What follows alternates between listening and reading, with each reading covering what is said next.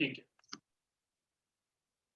तो जो ग्रीम है उनके अनुसार तो यहाँ पर हो होना चाहिए था, तो गो बन गया। मतलब जैसे है ना, क त प को ख थ फ हुआ, तो ख थ फ न हो करके ग द ब बन रहा है। जैसे हो बनना चाहिए था तो गो बन गया। हाँ, थंब बनना चाहिए था तो डम्ब बन गया, और फॉडी बनना चाहिए था तो बॉडी बन गया। तो अब ये खुद ही उनको दिख रहा था यहाँ पे कि गलतियां हो रही हैं, अपवाद मिल रहे हैं। हाँ, तब उन्होंने क्या किया, ग्रेसमैन ने यह खोज निकाला कि भारोपीय मूल भाषा में यदि शब्द या धातु के आदि और अंत दोनों स्थान पर महाप्राण हो, तो संस्कृत ग्रीक आदि में एक अल्प प्राण हो जाता है। तो जैसे हु, हवन करना। अब यहाँ पर हु होती, हु होता, हुवती, ये देखते हो। तो अब यहाँ पे हु होती जो बनना चाहिए था, पर रूप क्या बनता है, जू होती। तो हु की जगह पर में क्या बन गया, जा आ गया। ऐसा होती की जगह पे जुहोती, जुहुता, जुहवंती, जुहवती, जुहवती या जुहवंती, जुहवती होगा। भ्री, भ्री मतलब डरना। हाँ, अब भ्री का क्या बन जाता है, विभर्ती बनना चाहिए था, तो क्या बनता है, ना होकर के विभर्ती बनता है। हाँ, अल्प, जो महाप्राण की जगह पर में अल्प प्राण हो जाता है। ठीक है, विभर्ती बन जाता है, जो चीज मैंने अभी लिट लकार का उदाहरण बताया था। तो इसका अर्थ यह हुआ कि भारोपीय मूल भाषा के दो अवस्थाएं रही होंगी। प्रथमा अवस्था में दो महाप्राण रहे होंगे, दूसरी अवस्था में नहीं। अतः यह अपवाद स्वरूप क त प आदि के स्थान पर ग द ब मिलते हैं। प्राचीन काल के क त प का पुराना ख थ फ अर्थात भारतीय में घ द भ रहा होगा, और घ द भ की जगह पर में ग द ब हो गया, पूर्णतः नियमानुकूल है। अब यहाँ पर फिर से ग्रीम का नियम अगर देखें, देखिए, अगर हम जाते हैं, अच्छा वो मिट गया, कट जाता है ना तो मिट जाता है। देखिए, घ द ब को हमारा क्या बन रहा है, ग द ब बन रहा है। ग द ब को क्या बन रहा है, क त प बन रहा है। क त प को क्या बन रहा है, ख थ फ बन रहा है, अगर इस नियम से चले। लेकिन क्या हुआ कि जो ग्रासमान ने क्या बोला कि प्राचीन काल में ऐसा रहा होगा कि क त प की जगह पर में घ द भ हो गया होगा, और जब घ द भ हो जाता है तो घ द ब की जगह पर में क्या हो जाता है, ग द ब हो जाता है। घ द ब की जगह पर में फिर ग द ब हो गया। तो वही चीज ग्रासमैन ने थोड़ा सा परिवर्तन इसमें कर दिया। ग्रासमैन ने क्या किया, जो ये कौतप है, कौतप की तरह कौतप की जगह पर में गौदा ब बनवा दिया। ठीक है, ग्रिम के नियम में ही उसने थोड़ा सा परिवर्तन किया। वर्नर का नियम क्या है, उपयुक्त दोनों नियम के बाद भी कुछ अपवाद रह गए। वर्नर ने यह पता लगाया कि ग्रिम नियम बलाघात, असेंट यानी कि बलाघात कहां पर करना है, पर आधारित होता है। मूल भाषा के कौतप के पूर्व यदि बलाघात हो तो ग्रीम के अनुसार परिवर्तन होता है, पर यदि स्वराघात हो तो बाद वाले स्वर पर हो तो परिवर्तन एक एक पग और आगे ग्रासमैन की भांति गौदब हो जाता है। अब यहां पर ये कौतप को गौदब हो या खौथफ हो, तो अगर ऐसा कहते हैं कि अगर पूर्व में यदि बलाघात हो जाए कौतप के आगे में, तब क्या होगा, हमारा जो ग्रिम का पुराना नियम था वो उसके अनुसार ख थ फ हो जाएगा। लेकिन अगर बाद में वाले स्वर पर बलाघात हो कौतप के, तो वो क्या हो जाएगा, आपका कौतप की जगह पर में गौद ब बन जाएगा। ठीक है, अब यहाँ पर देख सकते हो सप्त, सप्त का सिबुन, सतम, हुंद, ये सब ऐसे मिलते हैं। ये सब इतना मुझे नहीं लगता ये सब कुछ काम के नियम है। ठीक है, फिर उसका तालव्य नियम क्या कहता है, बहुत निश्चित रूप से यह नहीं कहा जा सकता सर्वप्रथम इसकी खोज किसने की। सत्य यह है कि विद्वान लगभग एक ही समय यहाँ तक पहुंचने में असफल यहाँ तक पहुंचने में सफल हुए। इसी कारण किसी एक व्यक्ति को इसका श्रेय देना नहीं ठीक नहीं समझते। 1875 में विल्हेम थॉमसन ने अपने व्याख्यान में इसकी ओर संकेत किया था, पर इस संबंध में उनका विस्तृत लेख प्रकाश में आ भी नहीं पाया था। जोहनस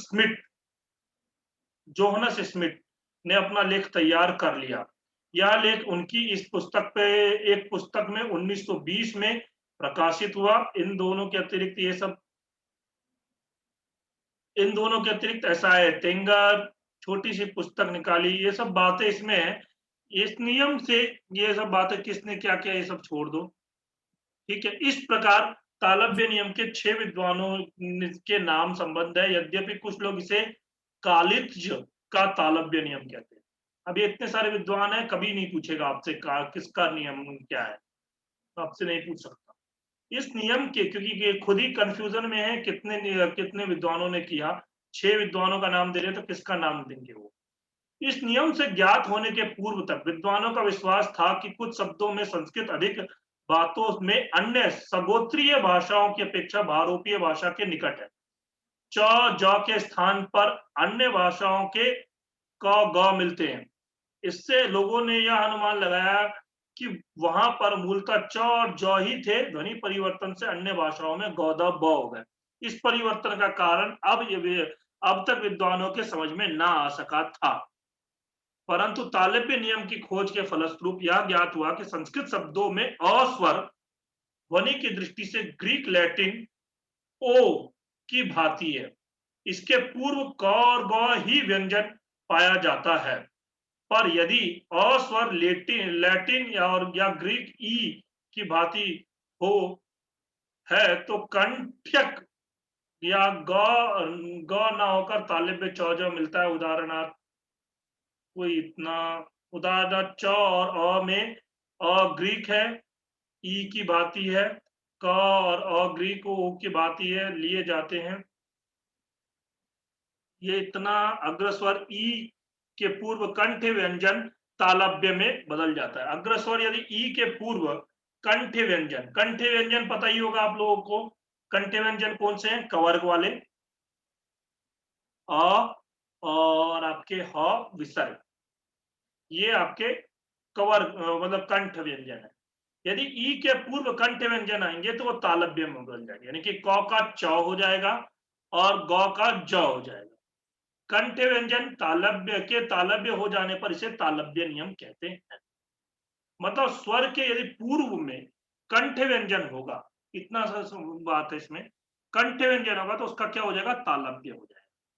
कंठ की जगह पर में तालव्य हो जाएगा। क को च हो जाएगा, ज को झ, ग को ज हो जाएगा। ठीक है, बस इसमें इतना ही था और कुछ नहीं। आ गया समझ में? किसी का कोई डाउट हो, कुछ प्रश्न हो तो पूछ सकता है, फिर हम लोग व्याकरण पर चले। कोई प्रश्न है? हरिओम, आवाज आ रही है मेरी?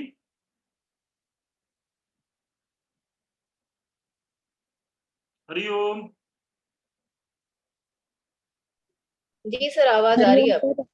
हाँ, आवाज तो आ रही है। आवाज आ रही है। तो किसी का कोई प्रश्न है? नहीं सर। नहीं है, समझ में आ गया, पूरा क्लियर हो गया। एक चीज दिमाग में बस इतना सा रखना है, ग द ब को वो घ ध भ को ग द ब हुआ, ग द ब को ग द ब को आपका क त प हुआ, क त प को ख थ फ हुआ, ख थ फ हुआ। इसी के अंदर में ग्रिम के, ये ग्रिम का नियम है। ग्रिम के इसी नियम को आपके ग्रासमैन ने परिवर्तन किया। उसने बोला क त प को ग द ब हो जाता है, डायरेक्ट ग द ब कर रहे हैं। हाँ, ये ख थ फ करते हैं, ख थ फ घ ध ब करके फिर इसको वो करते हैं, पर उन्होंने बोला ये हो जाएगा। और वार्नर ने क्या किया? वार्नर ने ये स्पष्ट कर दिया कि मान लो 2 महाप्राण आएंगे तो फिर हमारा ये आपका डायरेक्ट जो होगा, ये जो है ग्रासमान का नियम लग जाएगा। अगर नहीं आएगा तो फिर हमारा वही रहेगा,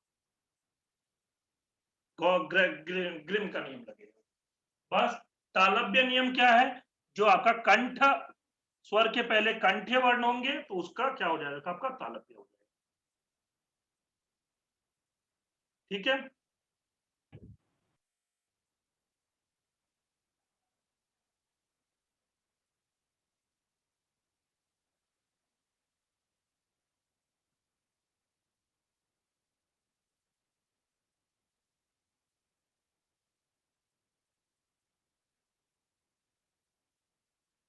हरिओम।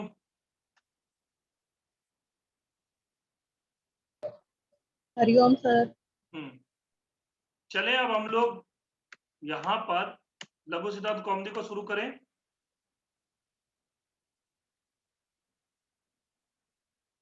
बोलिए, हरिओम, कोई तो बोलिए। जी सर जी। कहीं कोई प्रश्न नहीं है ना? जी सर। सर ये आप कृदंत प्रकरण से स्टार्ट करोगे? हाँ, डायरेक्ट कृदंत प्रकरण करेंगे। इससे पहले हमारे सिलेबस में नहीं है नहीं, संज्ञा सिलेबस प्रकरण? में देखिए, सिलेबस में नहीं। आपका कैसा है मैं बताऊं। संधि है, संधि से एक प्रश्न आ सकता है, एक प्रश्न आएगा ज्यादा से ज्यादा, अगर आया भी तो। समास है, कारक है, कृदंत है, तद्धित, स्त्री प्रत्यय,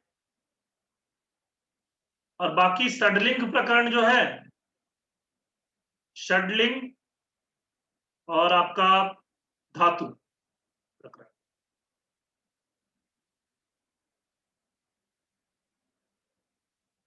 षडलिंग और धातु प्रकरण ये जो है आपके, इनमें क्या होता है आपका, षडलिंग और धातु प्रकरण के अंदर में हम लोग तो शब्द रूप और धातु रूप याद कर लेंगे। शब्द रूप और धातु रूप से क्या हो जाएगा हमारा, ये पूरा हो जाएगा। ठीक है, और संधि से एक प्रश्न आएगा, अगर आया भी एग्जाम में तो वो एक प्रश्न आप लोग आराम से कर लोगे।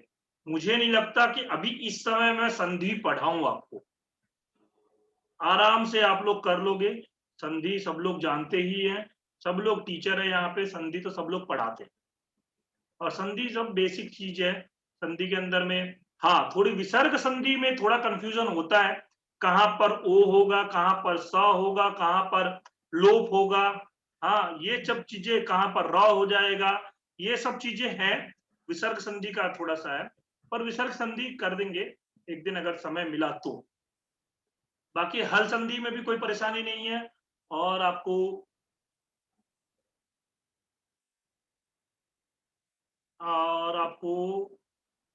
आपको क्या कहते हैं, आपका अच संधि में भी कोई परेशानी नहीं है। इसके बाद में आते हैं समास। अच्छा एक बात बताइए, बहुत बार बार प्रयोग में मिलता है, पंच संधि प्रकरण बोलते हैं, पंच संधि प्रकरण। वो पंच संधि कौन कौन से हैं, कोई बता सकता है मुझे? पंच संधि, पंच संधि के नाम।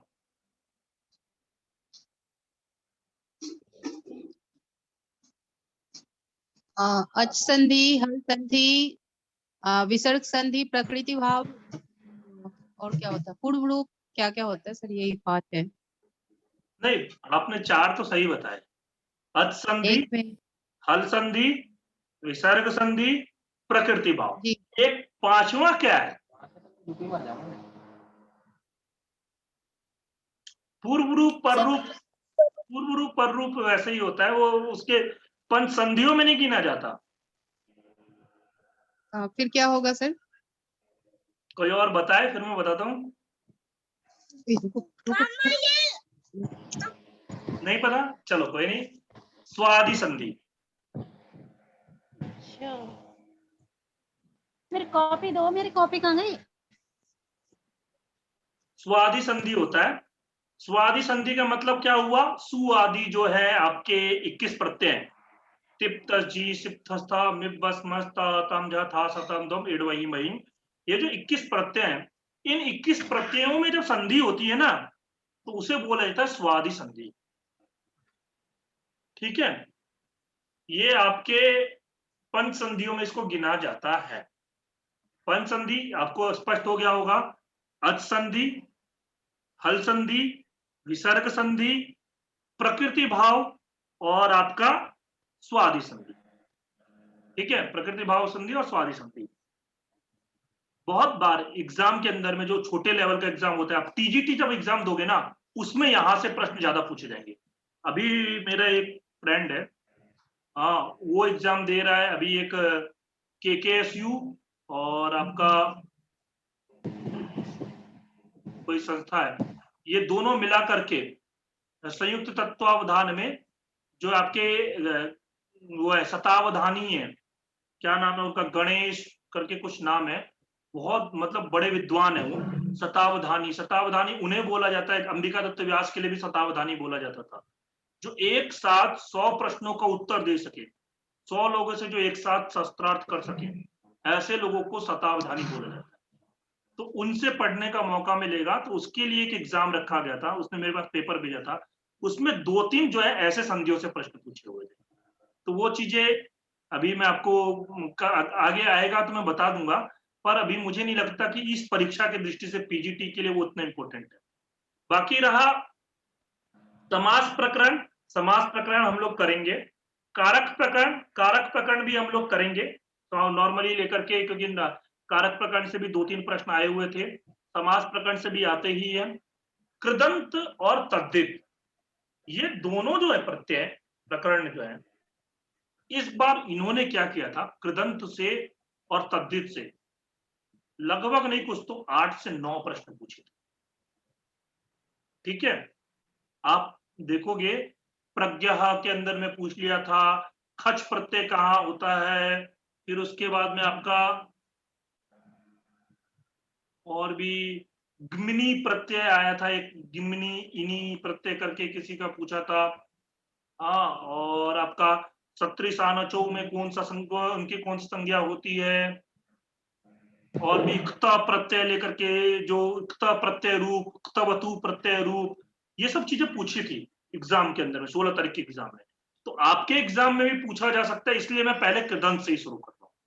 ठीक है, कोई डाउट मन में मत रखना, कृदंत पहले कर लेते हैं, क्योंकि ये ज्यादा इंपॉर्टेंट है और प्रकरणों से ज्यादा इंपॉर्टेंट ये है, और यहाँ के प्रश्न गलतियां होने की ज्यादा संभावना हो जाती है, क्योंकि प्रत्यय एक जैसे लगते हैं, फिर हमें वहां कंफ्यूजन हो जाता है, आती हुई चीजें भी गलत हो जाती है।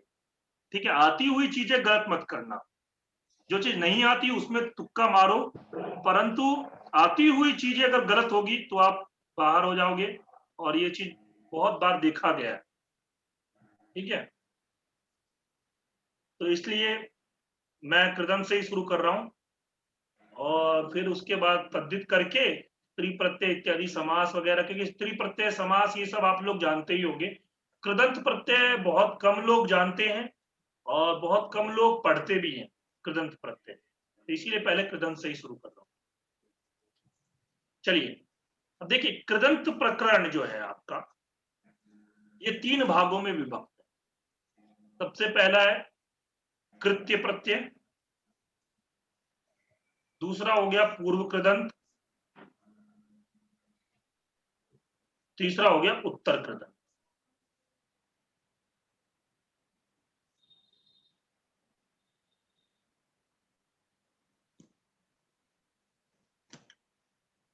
ठीक है, ये 3 भागों में विभक्त है, कृत्य प्रत्यय, पूर्व कृदंत और उत्तर कृदंत। ठीक, अभी किसी का कोई प्रश्न है, कुछ पूछना है तो पूछ सकता है, अभी हम लोग अब फिर शुरू करते हैं। किसी को कुछ कहना हो तो अभी बोल सकता है। अब डायरेक्ट हम लोग यहां से सूत्र को लेकर के सूत्र का अर्थ समझते हुए, उदाहरण समझते हुए और करते हुए चलेंगे। किसी को कुछ पूछना है, कुछ बोलना हो?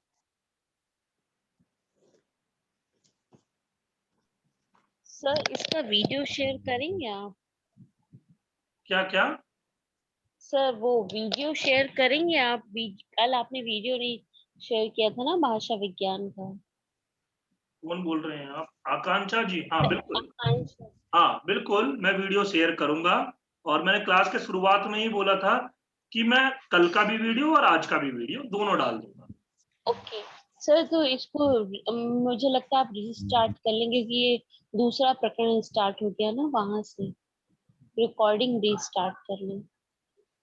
हाँ, तो रिकॉर्डिंग चल ही रही है, मतलब रिकॉर्डिंग दोबारा स्टार्ट कर दूं क्या? हाँ सर, मैं ये कह रही थी कि कृदंत प्रकरण वो अलग से लिख के आ जाएगा ना कि आप यहाँ से एक्सप्लेन करने जा रहे हैं। नहीं कोई बात नहीं, वो क्या करूंगा मैं उसी में ही लिख दूंगा प्लस कृदंत प्रकरण, क्योंकि कैसा है अभी नहीं तो फिर मेरे को दोबारा काटना पड़ेगा और दोबारा आपको ज्वाइन होना पड़ेगा, फिर टाइम ठीक जाएगा। है। 40 मिनट पर तो वैसे ही कटता है, तो टाइम चले जाएगा, इसलिए कोई बात नहीं हो। ठीक है, ठीक है। उसकी रिकॉर्डिंग है, कोई बात नहीं। अगर आप रिकॉर्डिंग सुनते हो तो आपको खुद पता लग जाएगा कि इसके बाद में ये चीज है, और मैं वहां पे हेड उस पे लिख देता हूँ जो मोस्टली टॉपिक जो रहता है, मैं खुद सुनने के बाद में उसमें जो टॉपिक रहता है उसको लिखता हूँ। ओके। ठीक है, चलिए अब देखिए कुछ कुछ बेसिक चीजें हैं। व्याकरण को आप अगर इजी वे में समझोगे तो बहुत आसानी से समझ में आएगा, और व्याकरण में अगर आप जितना ज्यादा डीपली जाओगे, बहुत देखो व्याकरण जो ऐसे चीजें हैं बहुत डीपली चीज है। आप इसके बहुत सारे ग्रंथ हैं, उसमें बहुत डीपली है बातें, पर उतना डीपली हमें जाना नहीं है। हमें एक तो एग्जाम क्लियर करना है और सामान्य कृदंत प्रत्ययों का, कृदंत प्रकरण का सामान्य ज्ञान प्राप्त करना है। तो उसके लिए सामान्य तरीके से हम चलते हैं। सबसे पहला सूत्र है धातो हो। धातो हो सूत्र क्या बोलता है? आ तृतीयाध्याय समाप्त्यंतम ये प्रत्यय धातो हो परेशु। देखिए बोला क्या, आ तृतीयाध्याय समाप्त्यंतम। आ तृतीयाध्याय समाप्त मतलब समाप्त्यंतम मतलब क्या है? तृतीय अध्याय की समाप्ति तक जितने भी ये जो प्रत्यय, ये प्रत्यय ये मतलब ये जितने भी प्रत्यय आए होंगे, सारे प्रत्यय किससे? धातो हो परेशु, धातु के परमेशु। तो जो कृदंत प्रत्यय, इसका मतलब क्या हुआ? जो कृदंत प्रत्यय है वो किसके बाद में होते हैं? आपके धातु में लगते हैं। किस में लगेंगे? धातुओं में। और यही जब हम तद्धित प्रत्यय पढ़ेंगे तो वो प्रातिपदिकों में लगेंगे। यह जो धातो हो सूत्र क्या बोलता है? तृतीय अध्याय की समाप्ति तक, जो आप अष्टाध्यायी देखोगे, यहाँ पर ऐसा नहीं है लघु दंत कौमुदी के अंदर में, परंतु अष्टाध्यायी जो सूत्र क्रम है, उस सूत्र के अंदर में जो तृतीय अध्याय, जहां तक आपको पता है अष्टाध्यायी में कितने सूत्र हैं? कोई बता सकता है? एक बार गुरुजी 3,900 कुछ है, अच्छे से ध्यान नहीं। कुछ से क्या मतलब है? 3,995, 96, 98 और 90। अब बताओ। पक्का ध्यान नहीं है, पक्का ध्यान नहीं है गुरुजी। वही है 98 कितना?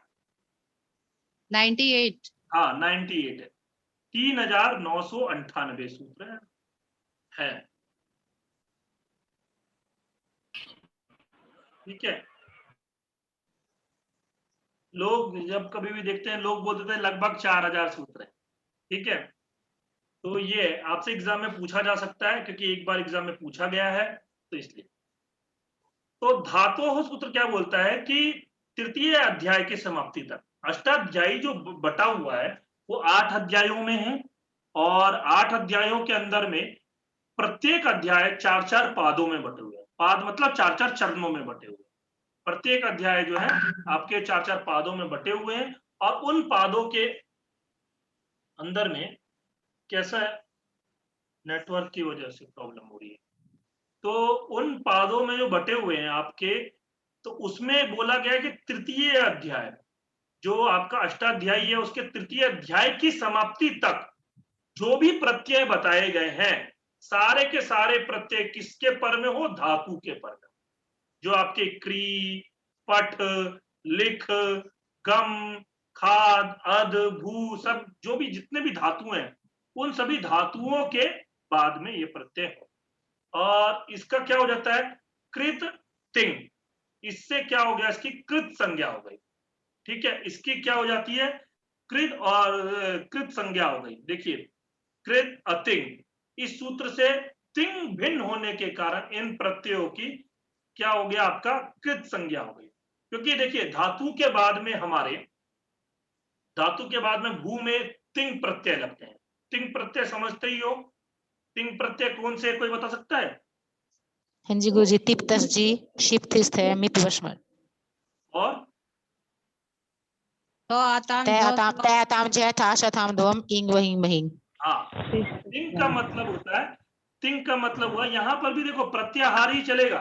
आप तिप तस जी, सिप थस था, मिप वस मस्तक बोल दोगे तो फिर वो क्या हो जाएगा? तिस प्रत्याहार हो, तिस प्रत्यय कहेंगे। ठीक है, मैं अपनी तरफ से बना रहा हूं, इस प्रत्यय कहीं लिखा नहीं होता है, पर मैं बोल रहा हूं अगर ऐसा अगर हमने बोला यहीं तक रुक गए तो वो तिस प्रत्यय कहलाएंगे। लेकिन तिंग है तो तिप्तजी सिप्थस्था मिवस्मस ताताम झा था सथाम दम इड वही महिंग। महिंग का जो ग है वो लिया और आगे का ती लिया, तो दोनों को मिला करके हमने एक प्रत्याहार की तरह एक तिंग प्रत्यय बना। ठीक है, जैसे प्रत्याहारों में क्या करते हैं, अल ले लिया पहला वर्ण और अंतिम वर्ण, अंतिम वर्ण को लेकर के दो वर्णों का हमने एक प्रत्याहार बना दिया, वैसे ही तिंग प्रत्याहार, वो तिंग प्रत्याहार बन गया। प्रत्याहार या प्रत्ययों के बोध के कराने के लिए, ये सरलता के लिए किया है। तो ये अतिंग मतलब तिंग से भिन्न जो कुछ भी धातु में लगेगा उनकी क्या हो जाती है? कृत संज्ञा हो जाती है, कृत संज्ञा। अकृत संज्ञा होती है और ये कहां लगता है? ये आपका अंत में लगता है। तो इसलिए कृत धन अंत, कृत धन अंत, हाँ इसमें हो गया आपका क्या मिलकर के क्या बन जाता है? आपका कृदंत, कृदंत। अच्छा, ये कृत धन अंत है, इसमें कौन सी संधि हुई है? चरत्व संधि, जसत्व संधि, श्चुत्व संधि, ष्टुत्व संधि, चार ऑप्शन भी दे दिया। स्तुत्व संधि है गुरु। ष्टुत्व, देखिए ष्टुत्व संधि हुआ, बिल्कुल ही ये जिसने भी आंसर दिया है ये गलत आंसर है। बुरा मत मानना, मैं ऐसे बोल देता हूं। पहले नहीं गुरुजी, बुरा नहीं माना। मैं जब पढ़ाता था ना, कोई अगर गलत आंसर देता है ना तो मैं बोल देता वेरी गुड। अब वेरी गुड बोल देता था, बाद में क्या होता था? कंफ्यूजन हो जाता था लोगों को। मैं उसको गुड बोल दिया, जो गलत आंसर दिया, जो सही आंसर दिया उसको भी गुड बोल दिया। इसीलिए मैं स्पष्ट बोल दे रहा हूं ये गलत आंसर है, ष्टुत्व संधि गलत आंसर है। और बोलो, चरत्व संधि, जसत्व संधि। सर जसत्व, हाँ, जसत्व संधि है। जसत्व संधि में क्या हुआ? जसत्व ज, ब, ग, ड और द, तो त को द हो गया। झलाम जसुअंते सूत्र मिलता है ना, झलाम जसुअंते, झलो के स्थान पर जस आदेश हो अंत में, याद है ना सूत्र? तो इससे हमारा कृदंत शब्द बना। कृदंत प्रत्यय है वो कहां होते हैं? अकृत प्रत्यय होते हैं, अंत में होते हैं, इसीलिए ये हमारे कृदंत प्रत्यय। ठीक है, समझ में आया बात? किसी को कोई डाउट है यहाँ पे? जो ष्टुत्व संधि है ना, जिसने भी सर बोला, एक बार, हाँ हाँ बोलिए। सर एक बार पुनः दोहरा दीजिए। अच्छा, देखिए तिंग प्रत्ययों से भिन्न ये धातु से प्रत्यय, धातु के पर में होते हैं, तो धातुओं में हम तिंग प्रत्यय भी लगाते हैं, टिप तस्जी इत्यादि लगाते हैं, जिससे हमारे लकार बनते हैं। लकार बनते हैं ना, 10 लकारों के अंदर में रूप बनते हैं, तो वो तिंग प्रत्यय लग करके बनते हैं। उससे भिन्न है, तो जो उससे भिन्न होता है उनकी क्या संज्ञा की? कृत संज्ञा की। अब कृत संज्ञा की तो ये सारे प्रत्ययों की कृत संज्ञा हो जाएगी। अब जब ये कृत संज्ञा हो गई तो ये प्रत्यय लग कहां पे रहे हैं? अंत में लग रहे हैं, शुरुआत में तो नहीं लग रहे। तो जो कृत प्रत्यय अंत में लगने के कारण तो कृत धन अंत दोनों को जब जोड़ देंगे, संधि कर देंगे, तो हमारा क्या बन गया? कृदंत। तो हमारा कृदंत बन गया। और कृदंत बनने से हमारा ये अभी हम पढ़ने वाले हैं क्या? कृदंत प्रकरण पढ़ने वाले, यही है कृत प्रत्यय को पढ़ने वाले हैं, जो कहां लगते हैं? अंत में लगते हैं। ठीक है, स्पष्ट हुआ? और जो बात चल रही थी ष्टुत्व संधि, किसी ने बोला था ष्टुत्व संधि, देखिए स्पष्ट सी बात है, संधि को अपने दिमाग में क्लियर रखो कि जब ष्टुत्व संधि का मतलब क्या है? हमारे मित्र कौन सो दिया क्या? चवर, नाम मासूंगा तो साइड की झांकी खोल लेंगे, पंखा ला लेंगे, हाँ डाल लेंगे एक। ठीक है। तो सकार और चवर्ग आदेश होता है। सकार और चवर्ग, चवर्ग मतलब च, छ, ज, झ, य, ये 5 आदेश होते हैं च्युत संधि में, सकार और तवर्ग के स्थान पर। सकार तवर्गयोः स्थाने सकार चवर्गः आदेशः यदा सकार चवर्गः परेषु, यानी जब सकार या चवर्ग में से कुछ भी पर में होगा तो सकार तवर्ग के स्थान पर सकार चवर्ग आदेश होगा, वो च्युत संधि होता है। ठीक है। यहां पर झलाम जसवंते लगाए, झलो के स्थान पर जस आदेश होता है। ये थोड़ी सी चीजें हैं, थोड़ा संधि का भी मैं साथ साथ लेकर के चल रहा हूं ताकि आपको एक क्लैरिटी रहे। ठीक है। और किसी को कुछ बोलना है? आ गया समझ में? जी। अब हम लोग चलते हैं दूसरा सूत्र को देखते हैं। धातु से पर में होता है ये। उसके बाद में वास रूपो स्त्रियाम। वास रूपो स्त्रियाम क्या बोलते हैं? अस्मिन् धात्वाधिकारे असरूपोपवाद प्रत्ययस्य उत्सर्गस्य बाधको वा स्यात् त्रियाधिकारोक्तम बिना। देखिए यहाँ पे थोड़ा सा इसका हिंदी अर्थ पढ़ना पड़ेगा। देखिए इस धातु के अधिकार में असरूप, असरूप का मतलब क्या होता है? अस्वरूप। अस्वरूप का मतलब क्या हुआ? एक तो होता है समान रूप वाला, हाँ समान रूप वाला।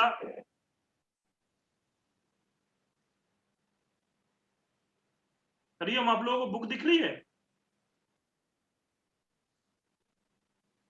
नहीं दिख रही है सर। अभी दिख रही है? जी अभी आ रही है। हाँ। तो यहां अस्वरूप अपवाद प्रत्यय उत्सर्गे अर्थात सामान्य सूत्र का बाधक विकल्प से स्त्रियाम इत्तिन, इस सूत्र के स्त्रियाम अधिकार में बताए गए प्रत्ययों को छोड़ करके। अब देखिए क्या होता है कि इसके जो हमारा कृदंत प्रकरण चलेगा वो क्या है कि आपका इस जो ये भी अधिकार जो भी चल रहा है ये जहां पर मतलब तृतीय अध्याय की समाप्ति तक चलेगा। तो इस तृतीय अध्याय की समाप्ति तक जो भी होगा वो अस्वरूप होगा। अस्वरूप प्रत्यय का मतलब क्या है? जिसका एक मतलब एक जैसा स्वरूप नहीं रहता। मतलब मान लो आपका कि ये बोलते हैं ना जैसे राम और लक्ष्मण, राम लक्ष्मण एक जैसे स्वरूप वाले थे, जुड़वा बच्चे होते हैं, वो एक जैसे स्वरूप वाले थे। अस्वरूप का मतलब क्या हुआ? कोई उससे अलग। ठीक है, अस्वरूप। हाँ, तो ऐसा अपवाद प्रत्येक उत्सर्ग और बाधक। उत्सर्ग का मतलब क्या होता है? उसकी जगह पर आदेश करना। ठीक है, और उत्सर्ग का मतलब वहां पर कार्य करना, और बाधक का मतलब क्या होता है? बांध करना। हाँ, अभी आपको ये समझ में नहीं आएगा, इधर जैसे जैसे हम चलेंगे मैं आपको बताते चलूंगा कि क्योंकि पहले क्या होता था, जैसे हम जब वहां पढ़ते हैं क्या होता है, एक सूत्र आता है, दूसरा सूत्र उसका क्या कर देता है? निषेध कर देता है। निषेध कर देता है, वो कार्य नहीं करता, फिर दूसरा कार्य करता है। ठीक है, लेकिन यहां पर क्या हुआ? पहले वाले सूत्र ने कार्य किया, उससे एक रूप बन गया। दूसरा वाला सूत्र आया, उसने बोला मुझे भी कार्य करना है, उसको बांध करके उसने भी कार्य कर दिया।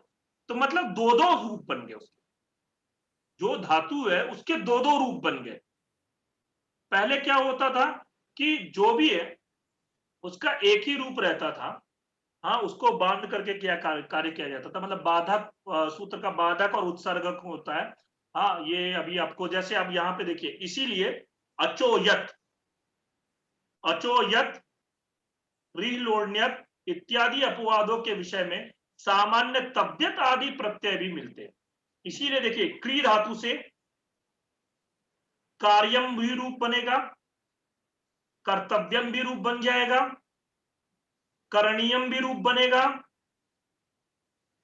तीनों रूप दिखेंगे। और भी बहुत सारे क्री धातु से रूप बन जाते हैं। वो क्या है? अगर मान लो पहले कहीं के प्रत्यय होते, ये कृत के अलावा और कहीं के प्रत्यय होते, तो अगर एक प्रत्यय हो गया, दूसरा प्रत्यय वहां पर कार्य नहीं करेगा, वो कहेगा नहीं मैं कार्य नहीं करूंगा, मतलब मैं तुझे कार्य नहीं करने दूंगा।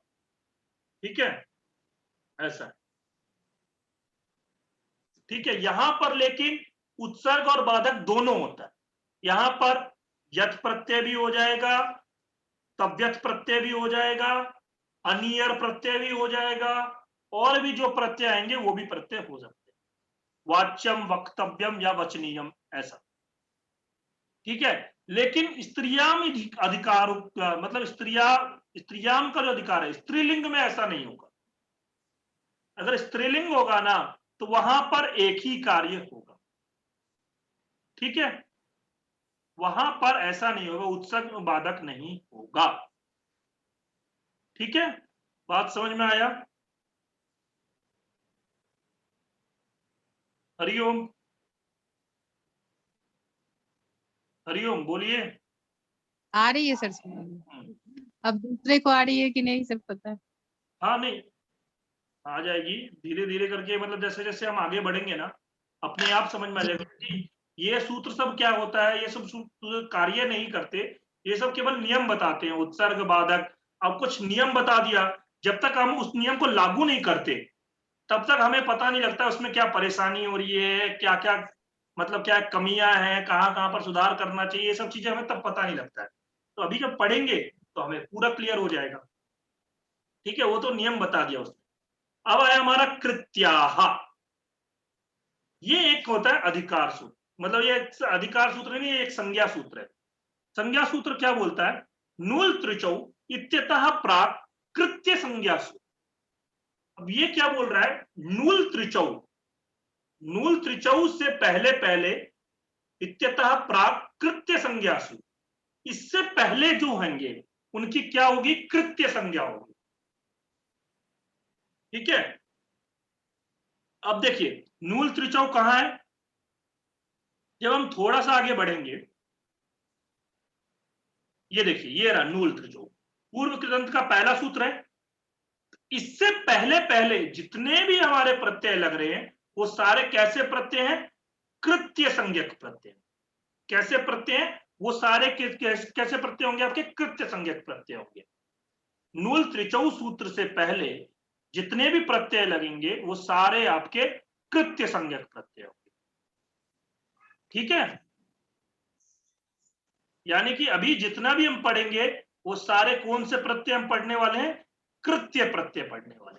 मैंने आपको शुरुआत में बताया था कृदंत प्रकरण 3 भागों में बटा हुआ है, कृत्य प्रत्यय, पूर्व कृदंत और उत्तर कृदंत।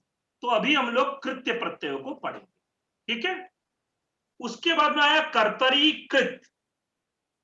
कर्तरी कृत, जो कृत प्रत्यय है, कृत प्रत्यय कर्तरी स्यात् इति प्राप्ते।